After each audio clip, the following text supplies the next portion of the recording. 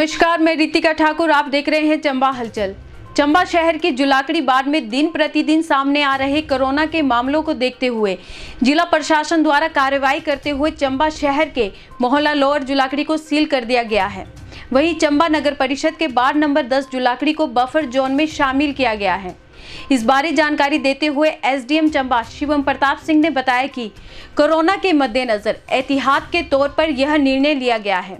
वहीं इस दौरान उन्होंने अपील करते हुए कहा कि सभी लोग स्वयं इसके प्रति जागरूक हो ताकि इस वायरस के प्रभाव से बचा जा सके।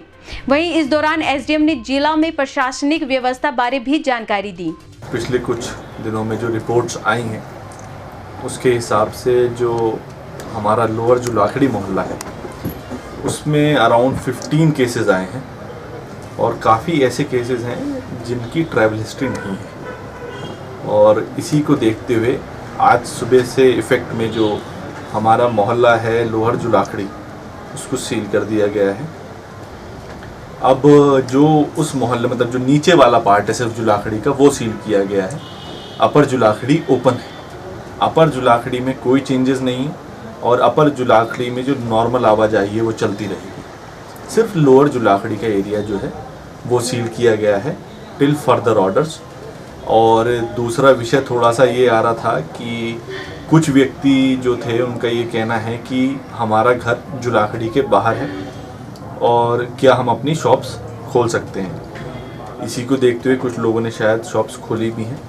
देखिए, इस सब से हमारा पर्पस फुलफिल नहीं होता है कि पर्पस बेसिकली ये है कि हम किसी भी प्रकार का कम्युनिटी ट्रांसमिशन जो है उसको रोक पाएँ।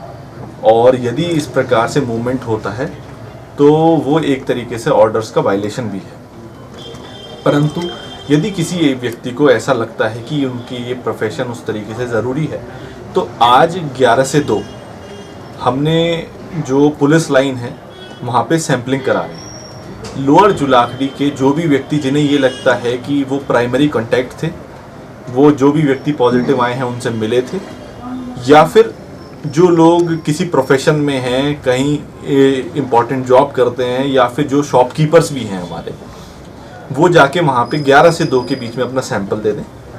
यदि जो लोग नेगेटिव आ जाते हैं, मान लीजिए कोई शॉपकीपर हैं या शॉपकीपर की कोई और है, तो यदि वो नेगेटिव आ जाते हैं तो हम उनको उस तरीके से पास अलाउ कर देंगे और वो फिर जाके शॉप खोल सकते हैं। परंतु एक बार कोशिश ये करें, प्रशासन का इस नज़रिए से सहयोग भी करें कि पहले सैंपल देके आप नेगेटिव आ जाइए।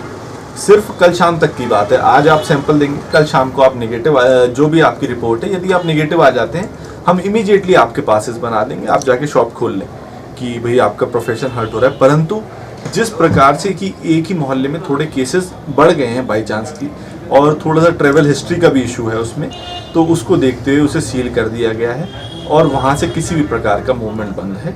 जो सप्लाई चेन है, सप्लाई चेन की कोई फिक्र ना करें।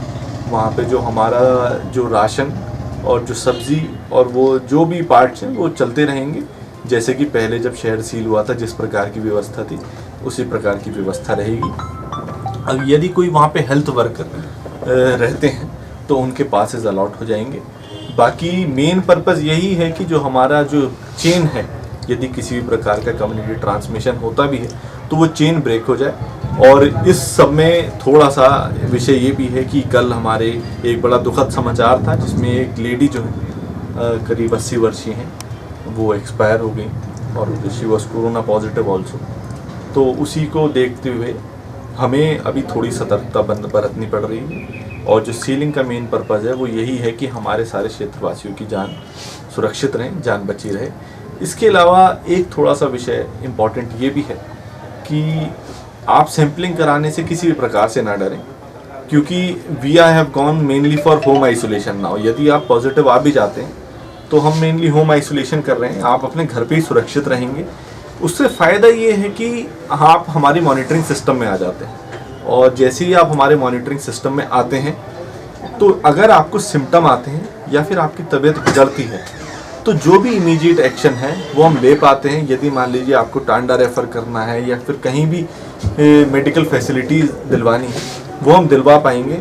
और एक और बात है कि किसी भी व्यक्ति को यदि सिम्टम आ रहा है, जैसे कि बुखार, खांसी, ज़ुकाम सांस लेने में दिक्कत है, या फिर अगर थर्मामीटर में टेम्परेचर नहीं आ रहा लेकिन बॉडी में वीकनेस है, तो भी इमीडिएटली 104 जो हमारी हेल्पलाइन है या फिर 1077 उस पर इन्फॉर्म ज़रूर करें। उससे एक जो इम्पॉर्टेंट चीज़ वो ये होगी कि हम आपकी जितनी भी देखभाल है वो कर पाएंगे, और हमारी जो हेल्थ वर्कर्स की टीम है, हमारे जो डॉक्टर्स हैं, वो जो समय पे आपको दवाई देनी है वो दे पाएंगे।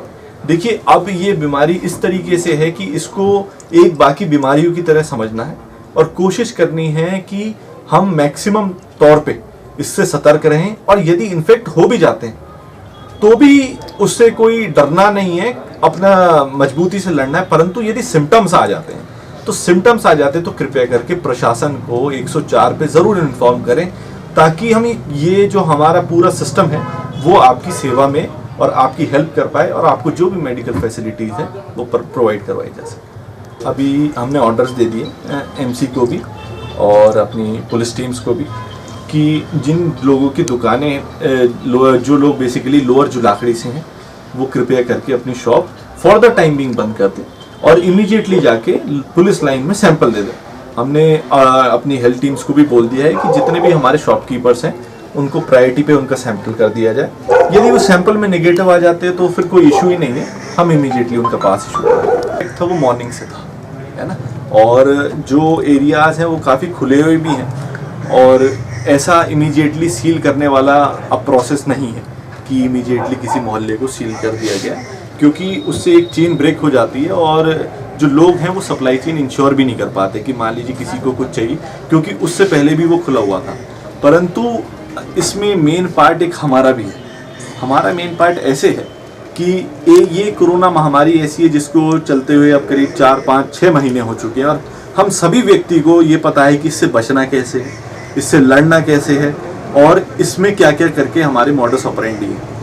और उस सब को देखते हुए अगर हम एक बात देखें तो हमें ये लगता है कि जो प्रिवेंशन वाला पार्ट है उसमें हमें जनता का सहयोग चाहिए, उसमें हमें खुद की जिम्मेदारी चाहिए, क्योंकि मास्क लगाना है, सैनिटाइजर्स यूज़ करने हैं, लोगों से दूरी बनाए रखनी है, इसमें हमें खुद भी समझना है, और इसी तरीके से हम खुद का भी सहयोग कर सकते हैं और बाकियों की जान भी बचा सकते हैं।